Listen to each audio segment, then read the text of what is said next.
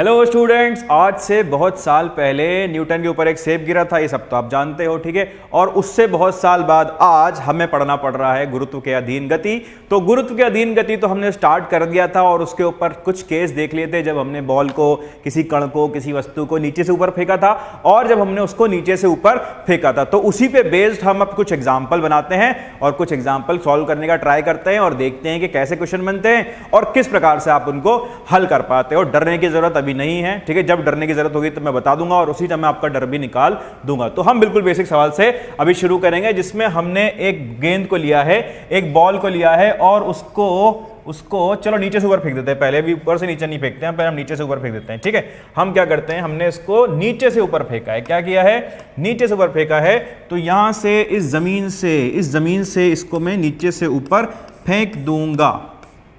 Okay, ठीक है भाई। और कितनी गति से और कितने वेग से, मैं इसको 40 मीटर प्रति सेकंड के वेग से ऊपर फेंक देता हूं। बिल्कुल फेंक सकता हूं, उसमें कोई दिक्कत वाली बात नहीं है। 40 मीटर प्रति सेकंड का वेग देने का कोई बड़ी बात नहीं है, अपने हाथ से दे सकता हूं, है ना। दे दे थड़ाक करके हम इसको ऊपर फेंक देंगे। जब हमने इसको ऊपर फेंका तो मैं आपसे क्या पूछ सकता हूं, मैं आपसे पूछ सकता हूं कि ये कितनी ऊंचाई पहुंचेगा, कितनी ऊंचाई, अधिकतम ऊंचाई इसके पास आ सकती है और कितने समय हवा में रहेगा। तो इसका जो उड्डयन काल है वो कितना होगा, अधिकतम ऊंचाई और कितने समय हवा में रहेगा, कितने टाइम के लिए हवा में रहेगा, वो आपको बताना है। तो किस प्रकार से आप इसको निकालोगे, ये करने का तरीका मैं आपको बता चुका हूं पिछली क्लास में, लेकिन फिर भी हम बिल्कुल बेसिक से स्टार्ट करते हैं और इसको हल करते हैं, किस प्रकार से हम इसको हल कर सकते हैं। तो हमारे पास u जो है वो कितना है, u यहां लिख लेता हूं मैं, u जो है वो कितना है 40 मीटर प्रति सेकंड, ठीक है। और क्या क्या है मेरे पास, और मुझे पता है कि इसके ऊपर g लग रहा होगा, त्वरण लग रहा होगा नीचे की तरफ, वो कितना होगा, उसको मैं ले लेता हूं यहां पर 10 मीटर प्रति सेकंड स्क्वायर। अगर नहीं बोला गया है तो अभी जब मैं सॉल्व करा रहा हूं, अगर मुझे चाहिए कि आप 9.8 लो तो मैं आपको बोल दूंगा, अगर मैं नहीं बोल रहा हूं तो आप उसको 10 मान के चलो, ठीक है। अच्छा, ये हो गया, u हो गया और g हो गया आपके पास। हमें पता क्या करना है, हमें पता करना है कितनी अधिकतम ऊंचाई जा सकता है ये। तो अधिकतम ऊंचाई निकालनी है हमको, यहाँ पे हम लिख लेते हैं अधिकतम ऊंचाई कितनी होगी, h हमको निकालना है, h कितना होगा, और क्या हमको निकालना है, और हम क्या निकालना चाहते हैं, और हम निकालना चाहते हैं कि समय कितना, कितने समय के लिए हवा में रहेगा। ये चीजें हमें पता करनी है, ठीक है भाई। हम इसको पता कर लेते हैं। u और g की बात करते हैं, u और g की बात करते हैं। तो इसमें u पॉजिटिव होगा, नेगेटिव होगा, g पॉजिटिव होगा या नेगेटिव होगा, ये हमें देखना पड़ेगा। तो u को पहले देखो, u क्या है, जहां से हमने फेंका है उसको हमने मूल बिंदु मान लिया है। और वैसे भी u पे तो हमें सिर्फ डायरेक्शन देखना है, ऊपर की तरफ है या नीचे की तरफ है। तो u जो है वो ऊपर की तरफ है, तो ये प्लस 40 मीटर प्रति सेकंड आ जाएगा, बिल्कुल अच्छी बात है। और g की बात करें तो g नीचे की तरफ है, तो माइनस 10 मीटर प्रति सेकंड स्क्वायर का इसका वैल्यू आ जाना चाहिए। हमारे पास आ गया है, हमें सिर्फ कैलकुलेट करना है। हम कैसे कैलकुलेट करेंगे इसको, हमारे पास समीकरण है, 3 समीकरण, उन्हीं का हम इस्तेमाल करते हैं, उन्हीं का इस्तेमाल करके हम आंसर निकालते हैं। तो किस प्रकार कर सकते हैं हम इसको, हम बोलेंगे हमें क्या निकालना है, पहले हम t निकाल लेते हैं, पहले हम समय निकाल लेते हैं। तो हम बोलेंगे कि जब ये अपनी अधिकतम ऊंचाई पे पहुंच जाएगा, जब ये अपनी अधिकतम ऊंचाई पे पहुंच जाएगा, यहां पर अपनी अधिकतम ऊंचाई पर होगा, इसको मैं मान लेता हूं क्या है, h है। इस अधिकतम ऊंचाई पे इसका जो वेग होगा, वो शून्य हो जाएगा। अधिकतम ऊंचाई पे यही होता है, अधिकतम ऊंचाई पे तात्क्षणिक वेग होता है, वो शून्य हो जाता है। यहां पर भी शून्य कर दिया हमने। अगर शून्य हो गया है तो हम बोलते हैं कि v जो है वो u प्लस at के बराबर होता है। ये हम नियत त्वरण वाले समीकरण पढ़ चुके हैं। इस समीकरण के हिसाब से क्या मिलता है हमें, v जो है शून्य है, u क्या है, u 40 दिया है हमें, a क्या है -10 है और t, a क्या है -10 है और t। तो कितना आ जाएगा 40/10, ये कितना आ जाएगा मेरे पास, समय के बराबर आ जाएगा। यहां से समय कितना आ जाएगा, 4 सेकंड। ये 4 सेकंड का समय आ गया। अब ये 4 सेकंड का समय, ये कौन सा समय है, ये वो समय है जो नीचे से ऊपर जाने में लगा। लेकिन हमें क्या चाहिए, हमें चाहिए कुल समय जो लग रहा है नीचे से ऊपर जाने में, फिर ऊपर से नीचे आने में। तो ये समय कौन सा हो जाएगा, 4 सेकंड जाने में ऊपर और 4 सेकंड आने में नीचे। तो कुल समय कितना होगा, 4 सेकंड ऊपर जाने का प्लस 4 सेकंड नीचे आने का, और ये हो जाएगा 8 सेकंड। इसका फॉर्मूला भी हमने पढ़ा था। अगर आप डायरेक्ट फॉर्मूले से करना चाहते थे तो आप बोल सकते थे t जो होता है वो 2u/g के बराबर आता है। इसको आप फॉर्मूले में रख के देखोगे तो भी वही आंसर आपका आएगा, 8 सेकंड के बराबर, ठीक है। अब हमें चाहिए था अधिकतम ऊंचाई कितनी हो सकती है, अधिकतम ऊंचाई कितनी होगी। तो अधिकतम ऊंचाई के लिए हम क्या करेंगे, तीसरा समीकरण इस्तेमाल करेंगे, v² = u² + 2as। ये हमारा तीसरा समीकरण होता है, ठीक है।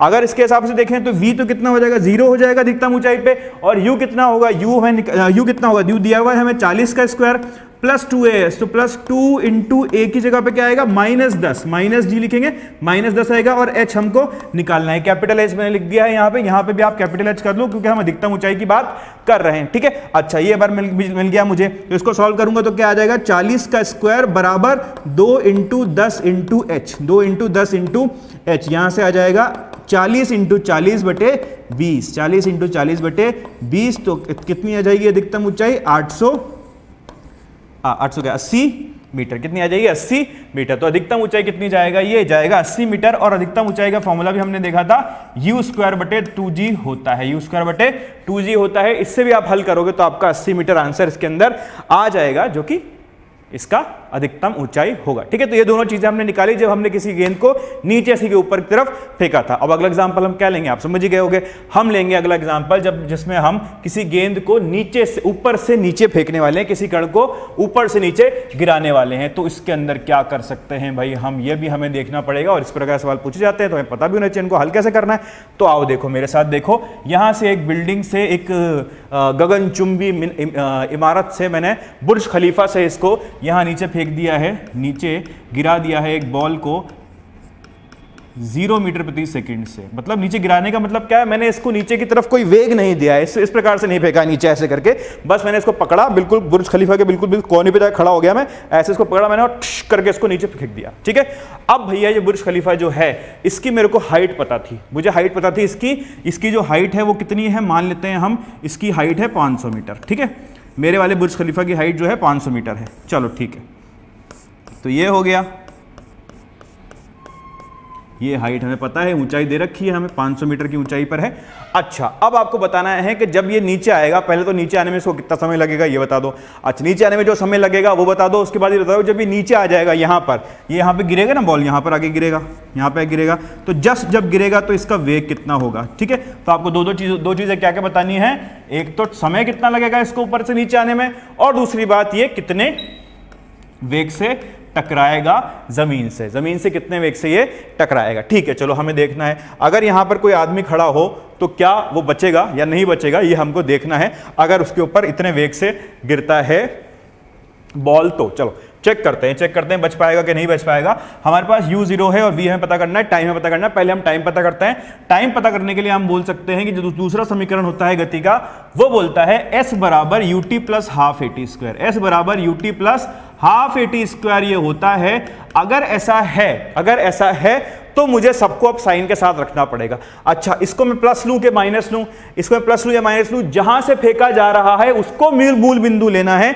उसको मूल बिंदु लेने के बाद देखना है कि ऊंचाई उसके ऊपर है या नीचे है। तो लंबाई या दूरी हम बात करते हैं, विस्थापन की बात करते हैं, तो ये मेरा मूल बिंदु है। इससे अगर मैं देखता हूं तो इससे नीचे की तरफ है, तो ये जो h आएगा वो कितना आ जाएगा, -500 मीटर। कितना आ जाएगा, -500 मीटर आ जाएगा। और यहां हम रख देते हैं -500, ये विस्थापन हमारा। और u कितना है, u तो हमने बिल्कुल इसको गिराया है तो 0 ही है, तो 0 into T plus half, a की जगह पर क्या आएगा -10 और टी स्क्वायर, ये टी स्क्वायर मुझे निकालना है। तो इसको यहां से कैलकुलेट करोगे तो कितना आ जाएगा, -500 बराबर -1/2 इंटू 10 इंटू टी स्क्वायर, ठीक है। कितना ये कट जाएगा यहाँ से, ये कट जाएगा, ये कितना आ जाएगा 100 बराबर टी स्क्वायर, 100 बराबर टी स्क्वायर। तो टी कितना लगेगा, 10 सेकंड का समय लगेगा इसको ऊपर से नीचे आने में, ऊपर से नीचे गिरने में इसको 10 सेकंड का समय लगेगा। और इन 10 सेकंड में इसका कितना वेग हो जाएगा ये हमें और भी पता करना है। अगर मान लो मैंने को टाइम नहीं निकाला होता, पहले मैं टाइम कैलकुलेट नहीं करता और डायरेक्ट मुझे पता करना होता है इसका वेग कितना होगा यहाँ नीचे आने के बाद, तो वो कैसे करते, उसको करने का तरीका क्या है, हम बोलते हैं v स्क्वायर जो है वो u स्क्वायर प्लस 2gh के बराबर है। तो 2 इंटू जी की जगह पे माइनस रख देता हूँ और h की जगह पे -h रख देता हूँ, ठीक है। तो सारे मैंने साइन ले लिए हैं। यहां से u 0 हो जाएगा मेरे पास और v कितना आ जाएगा, v आ जाएगा √2gh के बराबर आ जाएगा। शायद ये चर्चा हमने पिछली क्लास में की थी, नहीं की थी तो आप याद रखो कि ऊपर से जो फेंका गया, ऊपर से गिराया गया, ड्रॉप किया गया, जिसको हमने ऐसा कारण जिसको ड्रॉप किया है नीचे, उसका वेग जो जब वो नीचे आता है, नीचे आकर टकराता है, तो उसका वेग जो होता है वो √2gh के बराबर होता है, ठीक है। आसान सा फॉर्मूला, याद रह जाए तो कोई बुराई नहीं है उसके अंदर। तो हमारे पास क्या आ जाएगा, जो वेग होगा इसके नीचे टकराने वाला वो किसके बराबर होगा, √2gh के बराबर होगा। अगर √2gh के बराबर होगा तो यहाँ वैल्यू रख दो, यहाँ पे क्या आएगा 2 इंटू 10 इंटू एच की जगह पे कितना रखोगे आप 50 रखोगे, 500 है, 50 है, 500 है, बुर्ज खलीफा है भाई, 50 मीटर का बुर्ज खलीफा थोड़ी है, ठीक है, 500 है, इसको सॉल्व कर लो, कितना हो जाएगा 1000, 10,000 हो जाएगा, ये हमारे पास आ जाएगा, कितना आ रहा है, निकल रहा है कुछ इसके अंदर 100, इधर आ जाएगा 10 और कुछ हो रहा है, जो भी आ रहा है इसका आंसर वो कुछ कर लो आप। तो इस वेग से ही नीचे टकराएगा, जो कि काफी ज्यादा वेग है, और अगर नीचे कोई खड़ा होगा तो ठीक है। चलो हम अगला क्वेश्चन देखते हैं। अगला क्वेश्चन क्या कर सकते हैं हम इसके अंदर। अब क्या करते हैं भाई, हम अभी भी हमने बॉल को ना ऊपर से नीचे ही फेंकना है, अभी भी हमको बॉल को ऊपर से नीचे ही फेंकना है, लेकिन अब हम इस बॉल को कैसे फेंकेंगे, हम इस बॉल को लेंगे और नीचे की तरफ इसको वेग देकर फेंकेंगे, नीचे की तरफ इसको वेग देकर फेंकेंगे। तो फिर से हम अगर बुर्ज खलीफा पे खड़े हैं, ठीक है, और यहां पर खड़े होकर हमने, ठीक है, यहां से हमने इस बॉल को नीचे की तरफ वेग दिया है, कितना वेग दिया है, मान लो कम दे दो, थोड़ा सा ही दे दो, थोड़ा सा 101 मीटर प्रति सेकंड दे दें, चलो 10 दे देते हैं, नीचे की तरफ हमने 10 मीटर प्रति सेकंड इसको दे दिया है, और ये 500 मीटर की बिल्डिंग है हमारी, 500 मीटर का मीनार है,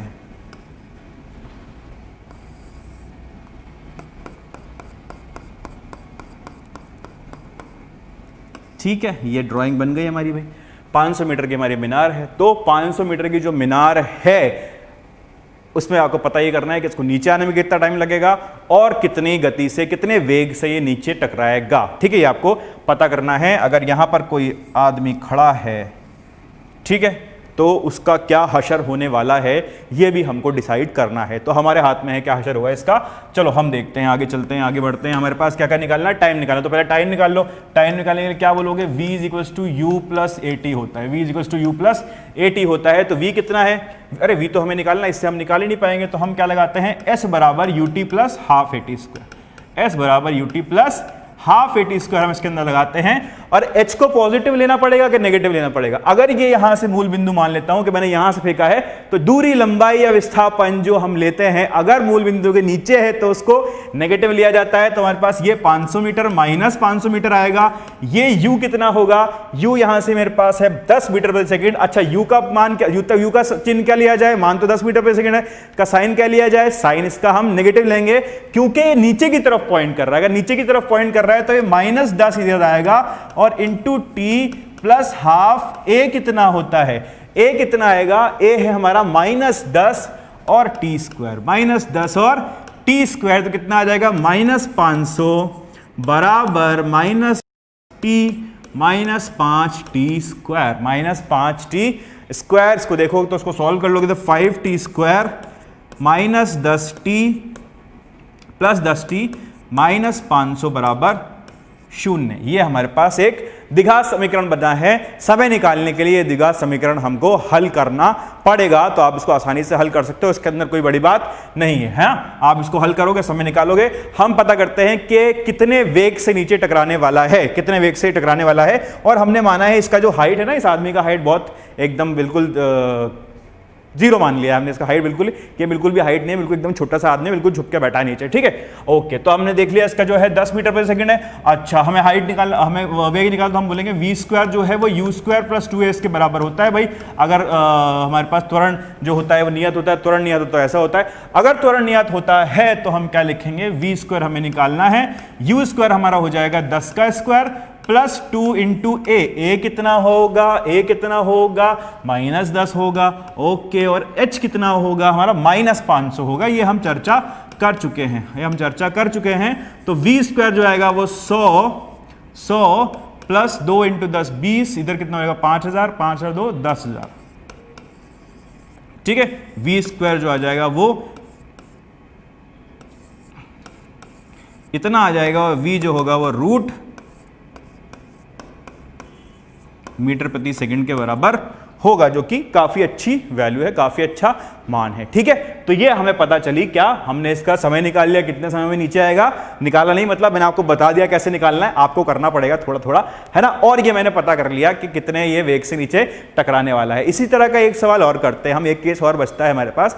एक केस क्या हो सकता है तीसरा, कि बुर्ज खलीफा से खड़े होकर मैंने क्या किया, गेंद को ऊपर की तरफ फेंका तो क्या होगा, बिल्कुल कोने से अगर खड़े होकर फेंकता हूं तो पहले ऊपर जाएगी फिर नीचे चली जाएगी, ठीक है। अगर वो नीचे चली गई है तो किस प्रकार से होगा उसको भी देख लेते हैं, उसको भी समझ लेते हैं, उसमें भी हम केस बना लेते हैं, ठीक है। तो कैसे होगा, यहां से मैंने इस बॉल को मैंने हाथ में लिया और ऊपर की तरफ उछाल दिया, कितने से, मैं इसको दे देता हूं 10 मीटर प्रति सेकंड का वेग ऊपर की तरफ, ठीक है। अच्छा मैंने दे दिया। बिल्डिंग का कितना लूं, बिल्डिंग वही 500 मीटर की ले लेता हूं, ठीक है। हमें कौन सी कैलकुलेशन बहुत परफेक्ट करनी है, हमें तो देखना है किस प्रकार से इनको हल करना है। तो 500 मीटर मैंने इसको ले लिया, 500 मीटर मैंने इसको ले लिया, ये हो गई ऊंचाई, ठीक है। अब मुझे पता करना है कि कितने समय में ये नीचे आके गिरेगा और वेग कितना होगा इसका, कितने समय में नीचे आके गिरेगा और कितने वेग से नीचे आके गिरेगा, ये हमको पता करना है। तो कैसे पता करेंगे इसको हम कैसे पता कर सकते हैं, हम बोल सकते हैं कि ये हमारा मूल बिंदु है। सबसे पहले तो चिन्ह की बात करेंगे, मूल बिंदु हमारा है, मूल बिंदु से नीचे वाली दूरी जो है h जो है वो -500 मीटर के बराबर हो जाएगा। बिल्कुल सही बात है, बिल्कुल अच्छी बात है। और u जो है जिससे हमने इसको फेंका है वो u जो हो जाएगा वो हो जाएगा 10 मीटर प्रति सेकंड के बराबर हो जाएगा, प्लस या माइनस प्लस 10 मीटर प्रति सेकंड, क्योंकि ऊपर की तरफ हम ले रहे हैं u को हम ऊपर की तरफ ले रहे हैं। अगर ऐसा है तो हम इसको किस प्रकार हल करेंगे, हम बोलेंगे हमें टाइम और v निकालना है, टाइम और v निकालने के लिए हम लगाएंगे दूसरा समीकरण h बराबर ut plus half A T square, ut plus half A T square. आप इसको h लिख सकते हो, s लिख सकते हो, कुछ भी लिख सकते हो, जो मर्जी वो लिख सकते हो, हमें तो मान रखने से मतलब है। h की वैल्यू हम रखेंगे -500 बराबर ut, u कहां गया, u इधर है तो u इंटू टी यानी कि 10 इंटू टी हमें निकालना है, प्लस हाफ ए कितना रखूं -10 और टी स्क्वायर, ठीक है। तो ये हमारे पास आ गए हैं इसका द्विघात समीकरण। इसको आप हल करोगे तो आपको समय मिल जाएगा। अब इसमें देखने वाली बात यह है ये समय कौन सा होगा, ठीक है। ये समय कौन सा होगा, ये होगा इसके नीचे से ऊपर जाने का समय, या नीचे से ऊपर जाके वापस इसी लेवल पे आने का समय, या नीचे से ऊपर जाके बिल्कुल नीचे टकराने का समय। ये कौन सा समय होगा, तो इसमें हमें देखना यह रहता है कि विस्थापन कहां हो रहा है, ठीक है। विस्थापन, प्रारंभिक स्थिति और अंतिम स्थिति क्या है। आपकी देखो प्रारंभिक स्थिति ये है और अंतिम स्थिति ये है, यहां पर ये आकर टकराएगा। तो जिन दो पॉइंट्स के बीच में, जिन दो बिंदुओं के बीच में हमारे पास विस्थापन है, उन्हीं दो बिंदुओं के बीच का हमें समय मिलेगा, या उन्हीं दो बिंदुओं के बीच का समय अंतराल मिलेगा। तो यहां से यहां आने में इसको कैसे लग गया है, पहले ऊपर गया है फिर ऊपर से नीचे आया है, तो ये विस्थापन हमने देखा है, तो हमें समय भी इसी का समय मिलेगा। अगर आपसे पूछा है कि नीचे से ऊपर जाने में कितना समय लगा, नीचे से ऊपर जाने में कितना समय लगा, तो उसको आप निकालोगे u बटे जी से। किससे निकालोगे, u बटे जी से। वो वैसे ही केस होगा ना जिसमें हमने बिल्कुल जमीन से ऊपर की तरफ फेंका था, उसमें u बटे जी आया, तो u बटे जी में कितना लगेगा इसको, 10 बटे 10, 1 सेकंड लगेगा इसको ऊपर जाने में। 10 से हमने फेंका है तो 10 बटे 10 आपको कर दो, कितना समय लगेगा, 1 सेकंड के समय में ऊपर पहुंच जाएगा। और पूछा जाए कि यहां से जाके वापस इसी जगह पर आने में इसको कितना समय लगेगा, आप बोलोगे 1 सेकंड ऊपर जाने में, 1 सेकंड नीचे आने में इसको समय लगा। और अगर पूछा जाए कि ये समय कितना लगेगा, इसको मैं टी डैश मान लेता हूं,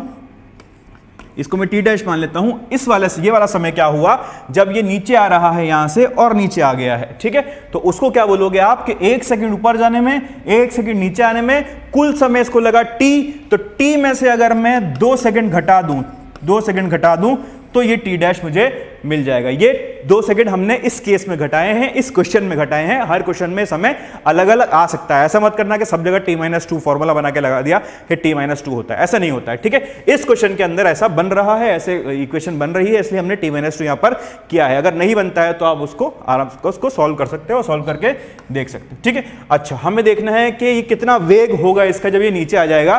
तो नीचे आने के बाद देखते हैं, तो v स्क्वायर जो है वो u स्क्वायर प्लस 2as के बराबर होता है जब हमारे पास त्वरण नियत होता है। तो v स्क्वायर बताओ कि v स्क्वायर कहां गया भाई, v स्क्वायर कहां है, v तो हमें निकालना है। और u स्क्वायर क्या है, u तो स्क्वायर तो ऊपर की तरफ है, तो 10 का स्क्वायर है प्लस 2, और a की जगह -10 है, और h जो है वो -500 के बराबर है। इसको हल कर लो, आंसर आपका आ जाएगा। इसको हल कर लो, आंसर आपका आ जाएगा। तो ये चर्चा हुई हमारी किसकी, हमने बात की गुरुत्व के अधीन गति की। गुरुत्व के अधीन गति किस प्रकार से हमारे पास सवाल बनते हैं और क्या क्या केस बन सकते हैं हमारे पास। तो मैंने आपको बताया जब हम गेंद को नीचे से ऊपर फेंक सकते हैं, ऊपर से नीचे फेंक सकते हैं, ठीक है, ऊपर से नीचे वेग के साथ फेंक सकते हैं। और ऊपर से नीचे फेंकने का तरीका यह है कि पहले जिस बिल्डिंग पे हम खड़े हैं, जिस मीनार पे हम खड़े हैं, उस पर हमने ऊपर फेंका और वहां से वो खुद ही नीचे चला गया। तो ये चार केस ऐसे बन सकते हैं गुरुत्व के अधीन गति में, जो आपको समझने हैं, रटने नहीं है। ऐसे नहीं कि एक केस में ये वाला फॉर्म लगता है, दूसरे केस में ये वाला फॉर्म लगता है, तीसरे केस में ये वाला फॉर्म लगता है, ऐसा कुछ नहीं करना है हमें समझना है। कोई भी हमारे पास केस आ जाए उसको हम इस प्रकार से हल कर सकते हैं। ऑब्वियस सी बात है कि आपसे यही तो नहीं पूछा जाएगा ना कि टाइम बता दो, वी बता दो, बीच में कुछ भी चीज पूछ सकता है आपसे, ठीक है। आपसे पूछ सकता है कि ये कितनी देर के लिए चला है, मान लेते हैं हम पीछे चलें थोड़ा सा, जिसमें हमें समय कितना आया था, 4 से 8 सेकंड, इसमें 8 सेकंड का समय आया था। अब आपसे पूछ लिया कि 8 सेकंड समय में आपको बोलो कि 2 सेकंड समय पे कितनी ऊंचाई पे था ये, तो उसमें निकालने में कोई बड़ी बात नहीं है। क्या बड़ी बात है उसको निकालने, आप जो आप समीकरण है वो लगाओगे, उनसे उनको निकाल लोगे। लेकिन हमें फंसना नहीं है इसके अंदर कि मुझे रट लिया है और जो चीज रट रखी है आने वाली है और वही उसी को करना है, ऐसा नहीं करना है। हमें अपने दिमाग की परतें खोलनी है और देखना है किस प्रकार से हम इनको हल कर रहे हैं और कंसेप्ट अपने अंदर बनाना है। तो ये बात की हमने आज किसकी, गुरुत्व के अधीन गति की, ठीक है। पिछली क्लास में होमवर्क नंबर 1 हम डिस्कस कर चुके हैं, आज हम उसको आगे बढ़ाते हैं और होमवर्क नंबर 2 डिस्कस करते हैं फिलहाल, ठीक है। तो मैं थोड़ा सा आपके लिए क्वेश्चंस ले आता हूं और फिर वापस आता हूं, आप मुझे थोड़ा सा टाइम दीजिए। और ये मैं आपके लिए क्वेश्चंस लेकर आ गया हूं होमवर्क नंबर 2 के, ठीक है। आपको पहले हल करना है, हल करने के बाद आपको सोल्यूशन देखने हैं।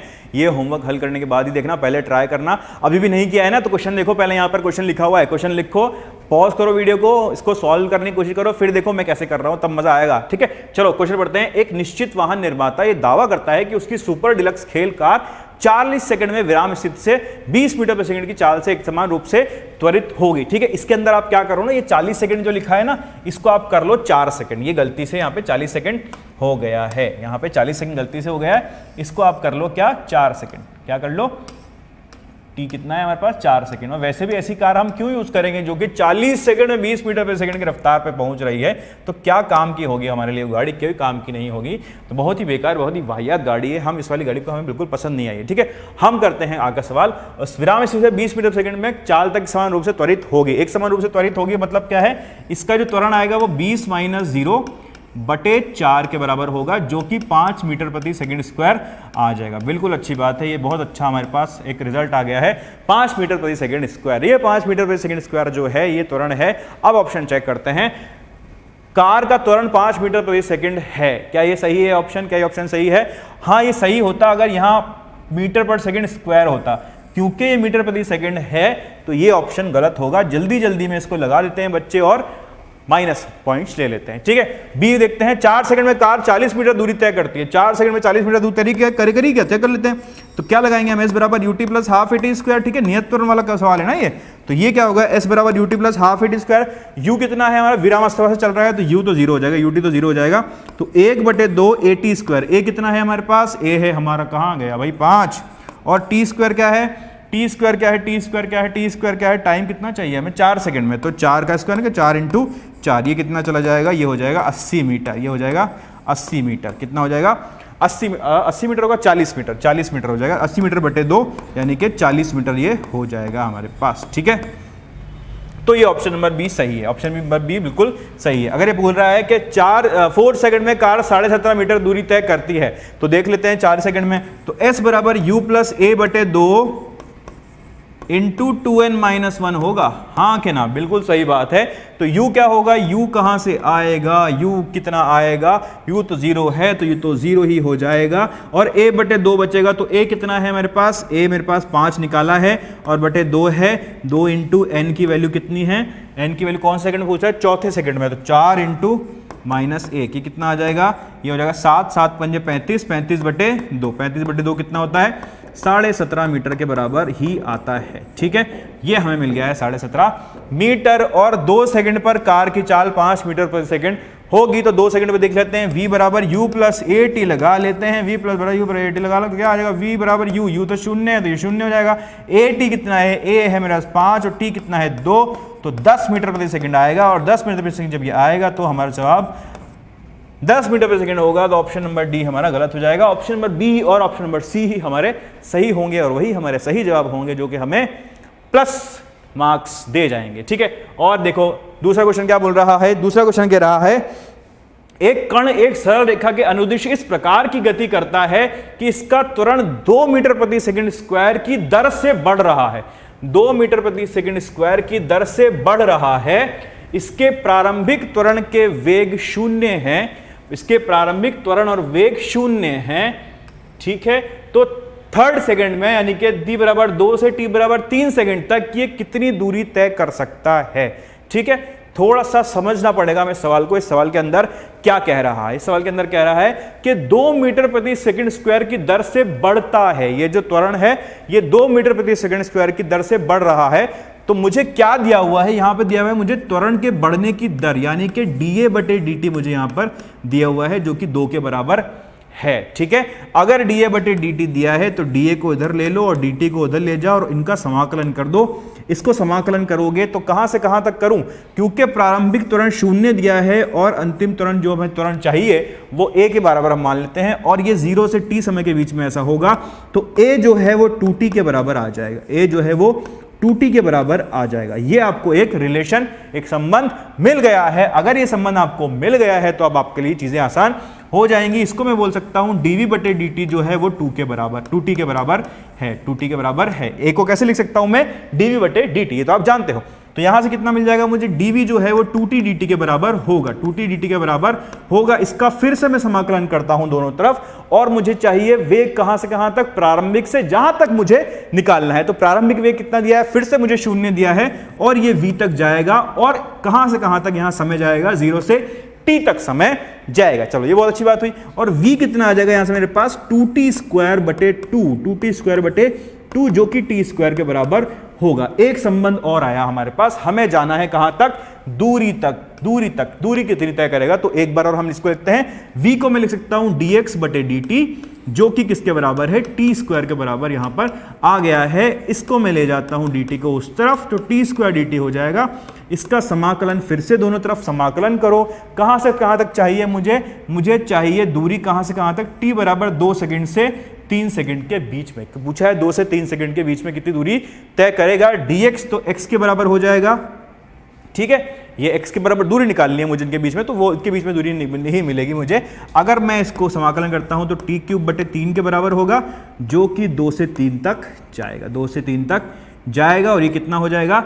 इसको आप रखते हो तो 27/3 - 8/3, जो कि किसके बराबर आ जाएगा? 27 - 8 19/3 मीटर के बराबर आ जाएगा। तो ये इतनी दूरी तय करेगा कितने देर में? t बराबर 2 से t बराबर 3 सेकंड के बीच में। अच्छा क्वेश्चन था, मजेदार क्वेश्चन था। इसको आपको, अगर आपसे हुआ है तो बहुत अच्छी बात है। अब अगला क्वेश्चन देखते हैं। ये क्वेश्चन बोल रहा है किसी समय t पर एक सरल रेखा में गतिमान एक कण का वेग v बराबर cos π/3t के बराबर है। ठीक है, और प्रथम 1.5 सेकंड में कण द्वारा तय की गई दूरी कितनी होगी ये हमको बताना है। तो हम कैसे करेंगे इसको? हम लिख सकते हैं कि v जो है ना, v जो है हमें क्या दिया है? v हमें दिया है cos π/3, cos π/3 चल रहा है नहीं चल रहा है? v बराबर दिया है, अभी भी नहीं चला। अरे भाई चल जाओ, पहले पेन लाओ फिर कलर लाओ। v बराबर cos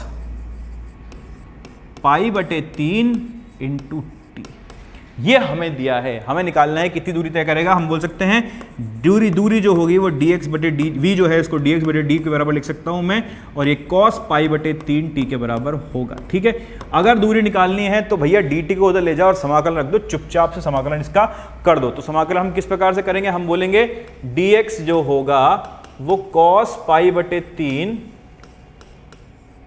t dt का समाकलन के बराबर होगा। दोनों तरफ समाकलन इसको आप लगा दो तो आपको दूरी जो मिलेगी कहां से कहां तक? पहले 1.5 सेकंड में, यहां से 0 से 3/2, 1.5 को क्या लिख सकता हूं मैं?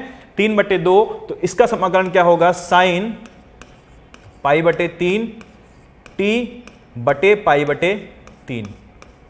ठीक है, ये इसका समाकलन आ जाएगा। कहां से कहां तक मुझे करना है? 0 से 3/2 तक, 0 से 3/2 तक। तो sin π/3t, यानी कि साइन, इसको तो बाहर ले लो तो 3/π ये हो जाएगा, और अंदर लिखोगे sin π/3 t की जगह पे क्या लिखोगे? 3/2। तो साइन ये बचेगा तो कट जाएगा π/2। sin π/2 क्या होता है? sin 91। तो कितना आ जाएगा? 3/π, 3/π मीटर का आपका जवाब मिल जाएगा। ठीक है, तो आपका जवाब क्या मिलेगा? 3/π मीटर। यही आपका सही जवाब है। चलो अगला क्वेश्चन देखते हैं क्या कह रहा है। एक कण x अक्ष के अनुदिश नियत त्वरण 3 मीटर प्रति सेकंड स्क्वायर की गति से गति करता है। यदि इसका t बराबर 4 सेकंड पर, एक निर्देशांक नहीं, x निर्देशांक 100 मीटर है एवं t बराबर 6 सेकंड पर वेग 15 मीटर प्रति सेकंड है, तो इसका t बराबर 6 सेकंड पर x निर्देशांक क्या होगा।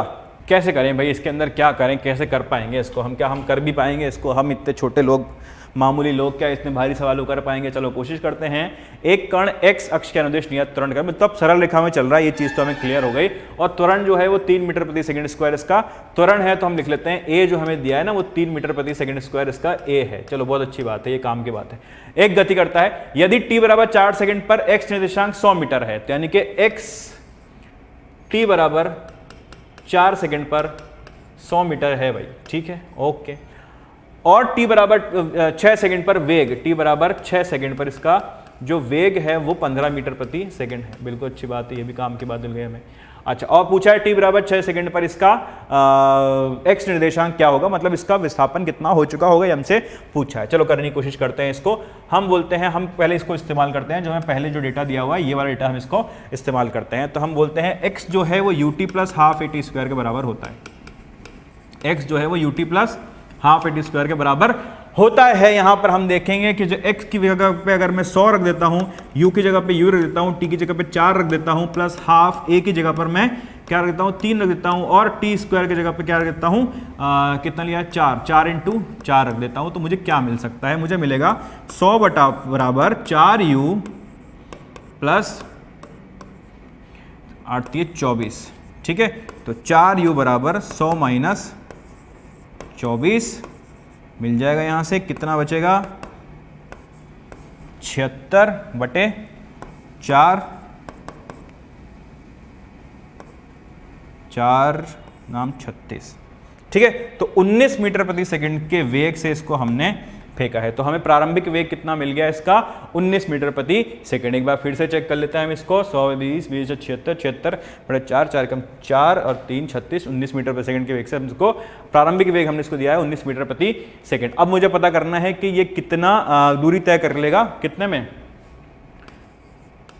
6 सेकंड में। तो v स्क्वायर बराबर u स्क्वायर प्लस 2as मैं यहाँ पे लगा देता हूँ। अगर ऐसा करता हूँ तो v स्क्वायर कितना आएगा, t बराबर 6 सेकंड पर हमें चाहिए, तो v है 15 मीटर पर सेकंड, तो 15 का स्क्वायर लगा दो, बराबर u स्क्वायर, u को हमने निकाल लिया 19 स्क्वायर प्लस 2 इंटू a कितना है, a कितना है मेरे पास, a कहाँ गया भैया, 3 है, और s मुझे निकालना। इसको हम हल कर लेंगे, तो हमें कितना पता चलेगा कि इसका कितना विस्थापन हो रहा है या कितनी दूरी ये चल रहा है सरल रेखा में, ठीक है। चलो देखते हैं, हम आगे चलते हैं। आगे अगला क्वेश्चन कह रहा है, एक कण 1 मीटर प्रति सेकंड का नियत बंधन से एक सरल रेखा में गतिमान है, इसका प्रारंभिक वेग 10 मीटर प्रति सेकंड है, ठीक है। प्रारंभिक वेग कितना दिया है मुझे इसका, यहाँ लिख लेता हूं मैं यहाँ पर इसको, 10 मीटर प्रति सेकंड मुझे इसका प्रारंभिक वेग दिया है। बिल्कुल अच्छी बात है, यह मेरे काम की चीज है, ये हमें बाद में काम आएगी, ओके।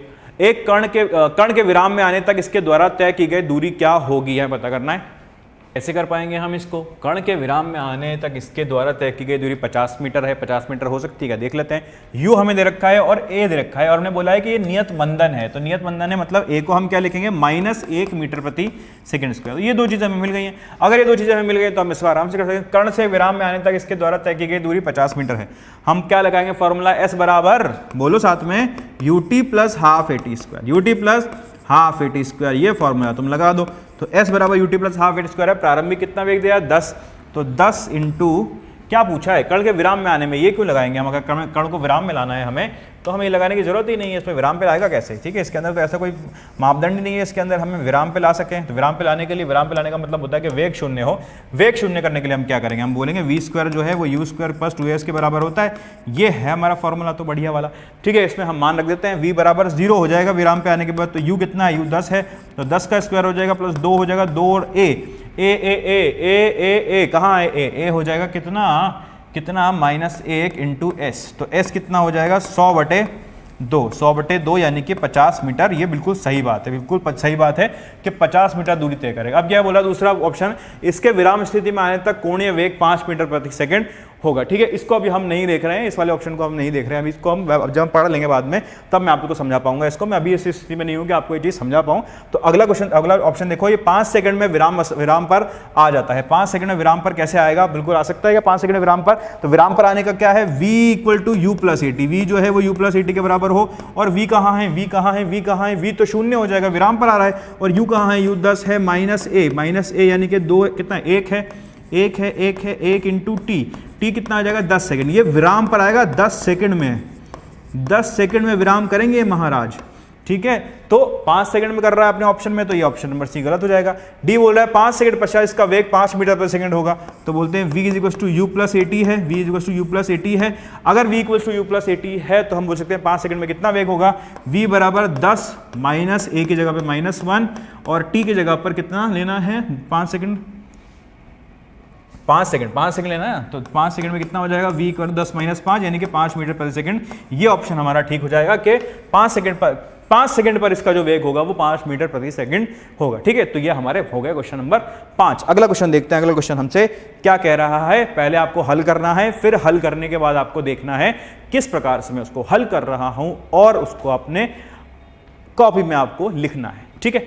औसत चाल u1 बराबर 40 किलोमीटर प्रति घंटे से गतिमान एक कार समान बिंदु A बिंदु B तक लेकर जाती है, वापस मुड़कर कार औसत चाल v2 बराबर 60 किलोमीटर प्रति घंटे से गति करती है, तो संपूर्ण पथ पर इसकी गति औसत चाल क्या होगी, ये हमको पता करना है। 4 ऑप्शन दिए हैं, 4 ऑप्शन में अलग अलग मान दिया है 50, 52, 0 और 48। तो इसकी औसत चाल क्या होगी हमको निकालना है, औसत वेग नहीं निकालना है हमें निकालना है औसत चाल, क्योंकि वापस मुड़कर गति करने लगती है। कहां से कहां तक जाती है, u1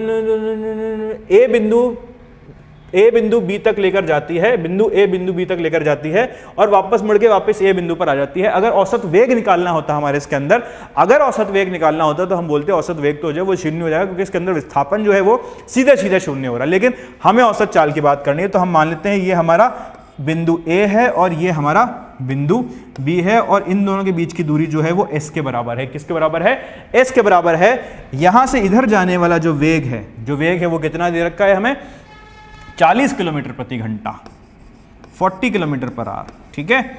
और लौटने वाला जो औसत वेग है वो कितना दे रखा है मुझे, 60 किलोमीटर प्रति आवर, 60 किलोमीटर प्रति आवर, ठीक है। अब इनका मुझे औसत निकालना है, औसत चाल निकालना है। तो औसत चाल निकालने का क्या फॉर्मूला होता है, कुल दूरी बटा कुल समय, कुल दूरी बटे कुल समय,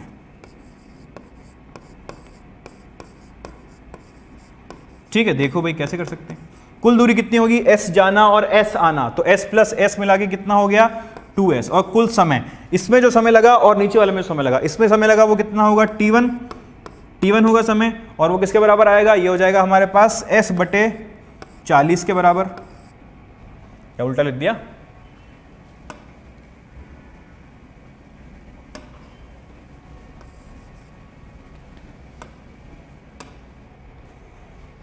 क्या बिल्कुल एकदम कंफ्यूज हो गया,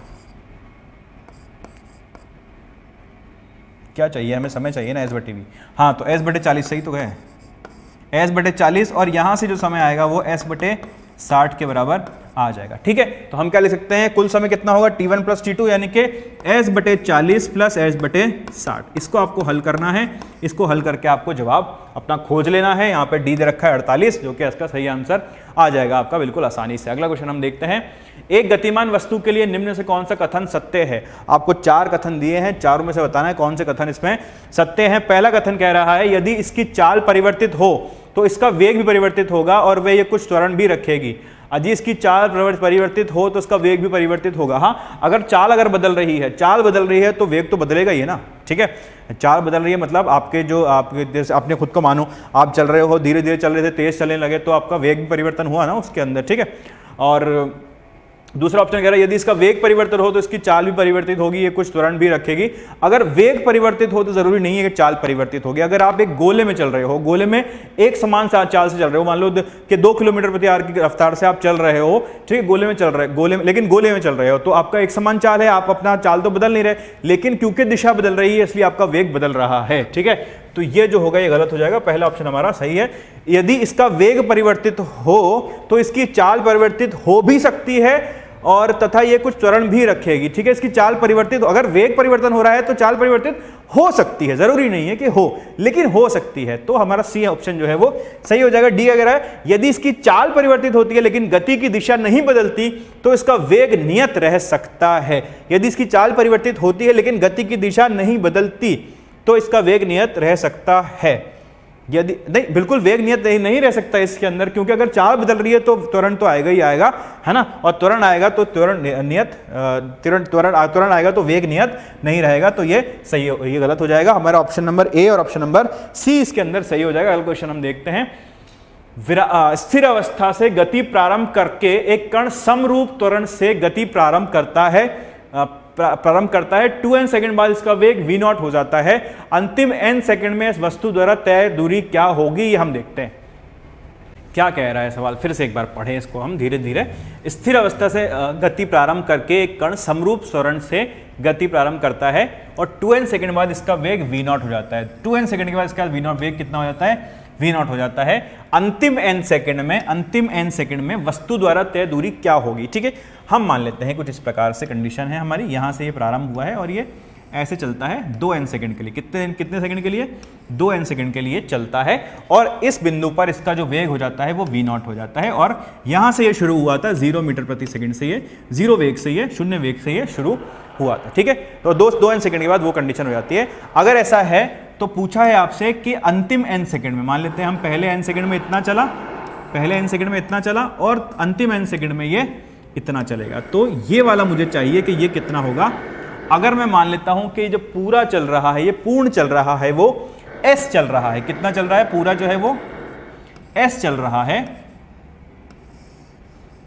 ठीक है, और इसको मान लेता हूं यहां से यहां तक जो चला है ये है s डैश, यहां से यहां तक जो चला है ये s डैश है। ठीक है, तो मुझे जो चाहिए वो चाहिए s डबल डैश, ये वाला, और s डबल डैश जो होगा वो s माइनस s डैश के बराबर आएगा। ये वाली जो एक समीकरण बना है मेरे पास, व्यंजक बना है, इसको मैं इस्तेमाल करने वाला हूं अब आगे। ठीक है, बड़ा मजेदार सी चीज होगा ये हमारे साथ है ना, इसको हम करते हैं। तो हमें s भी चाहिए और s डैश भी चाहिए। अच्छा, अब यहां से 0 और v0 दिया है, इसके यहां से हम क्या पता कर सकते हैं, यहां से हम बोल सकते हैं कि v0 जो है ना वो u प्लस at के बराबर होगा, और यहां पे u तो 0 है और t जो है ना वो 2n के बराबर है, तो यहां से a मुझे मिल जाएगा v0 बटे 2n। ये भी बड़े काम की चीज मिल गई भैया। अगर ये बड़े काम की चीज मिल गई तो इसको रखो अपनी पॉकेट में रख के, फिर इसको काम में लेंगे हम।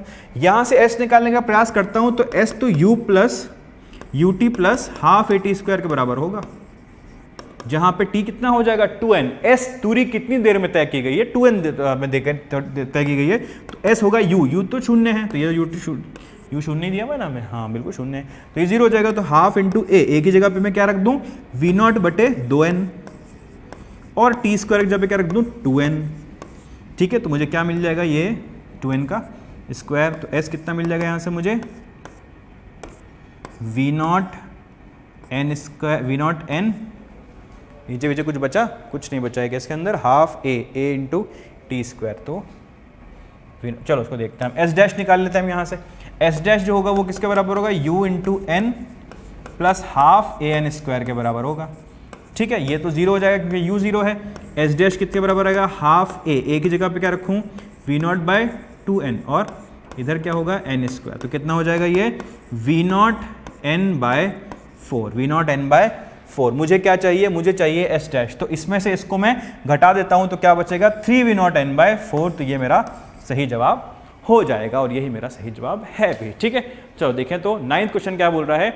एक कण a से b तक 40 किलोमीटर प्रति आवर की चाल से एवं b से c तक 60 किलोमीटर प्रति गति करता है। यदि AB 6BC है तो a एवं c के मध्य औसत चाल क्या होगी। AB जो है वो 6BC के बराबर दे रखा है हमें। ठीक है, तो AB बड़ा है और BC छोटा है, तो हम जैसे बना लेते हैं इसको। ठीक है, ये है,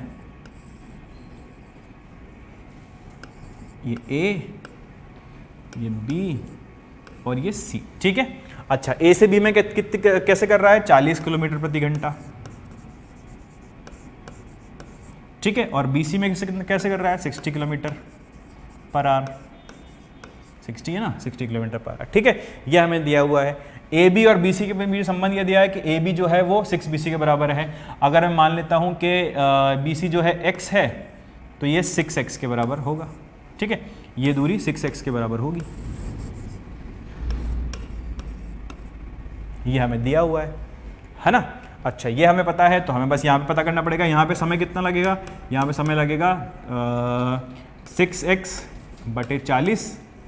ठीक है। और यहाँ पे जो समय लगेगा उसको मान लेता हूँ TA T2, ये x/60, ठीक है। ये सब चीज़ें हमें मिल गई। अब मुझे चाहिए औसत चाल, तो औसत चाल के लिए कुल दूरी कितना होगा 6x + x 7x बटे समय, तो T1 + T2 6x/40 + x/60। इसको आप हल कर लो, उल्टा सही, इसको आप हल कर लो तो आपका जवाब इसका आ जाएगा, ठीक है। एक अच्छा, ये भी थोड़ा सा ज़्यादा मतलब ऐसा बहुत डिफिकल्ट क्वेश्चन नहीं था, लेकिन थोड़ा सा इसको अच्छा क्वेश्चन हम बोल सकते हैं। अगला क्वेश्चन देखते हैं। गेंद को 20 मीटर दूर स्थित एक दीवार की ओर सरल रेखा में 5 मीटर प्रति सेकंड की चाल से लुढ़काया जाता है। तो 20 मीटर दूर स्थित एक दीवार को सरल रेखा में 5 मीटर प्रति सेकंड की चाल से लुढ़काया जाता है। दीवार से टकराने के पश्चात गेंद पुनः अपने पथ पर 4 मीटर प्रति सेकंड की चाल से लौट जाती है।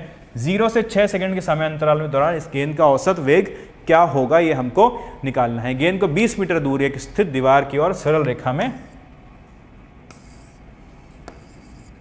20 मीटर दूर स्थित एक दीवार है, उसकी तरफ हमने एक गेंद को धकेला है, ठीक है।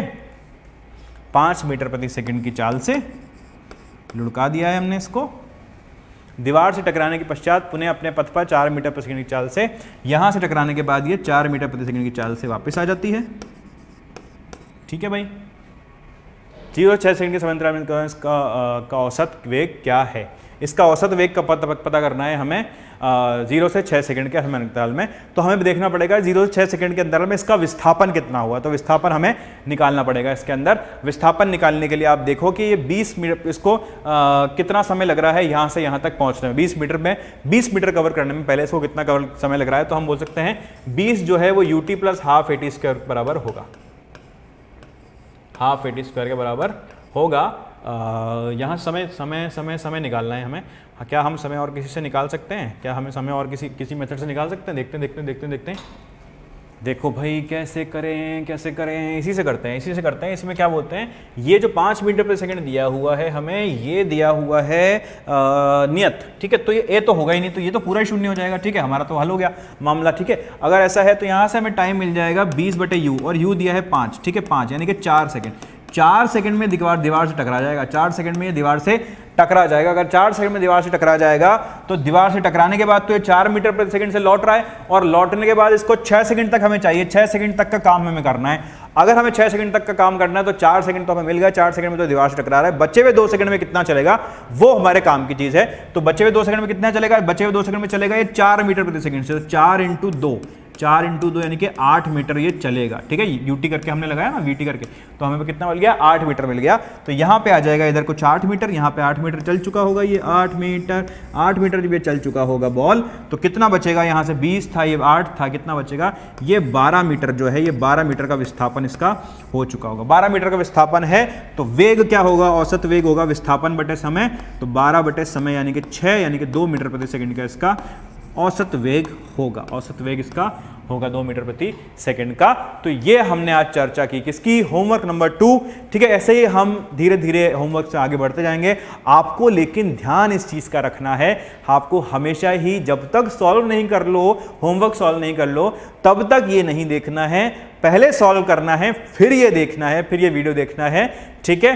तो या तो आप ऐसा करो कि क्वेश्चन देखो और साथ साथ सॉल्व करते जाओ, या फिर आप ऐसा करो कि पहले सॉल्व करके रखो, फिर पूरा वीडियो एक साथ देखो, ताकि सोल्यूशन आप देख सको, और अपनी कॉपी में मेंटेन करते जाओ। अपने रजिस्टर में आपको मेंटेन करना है कि आप कौन से क्वेश्चन कर रहे हो। जब आपके हाथ से निकलेंगे क्वेश्चन तो आपको कॉन्फिडेंस आता जाएगा, ठीक है। तो आज हम यहीं पर खत्म करते हैं और अगली क्लास में हम आगे बढ़ेंगे। तो आज के लिए थैंक यू।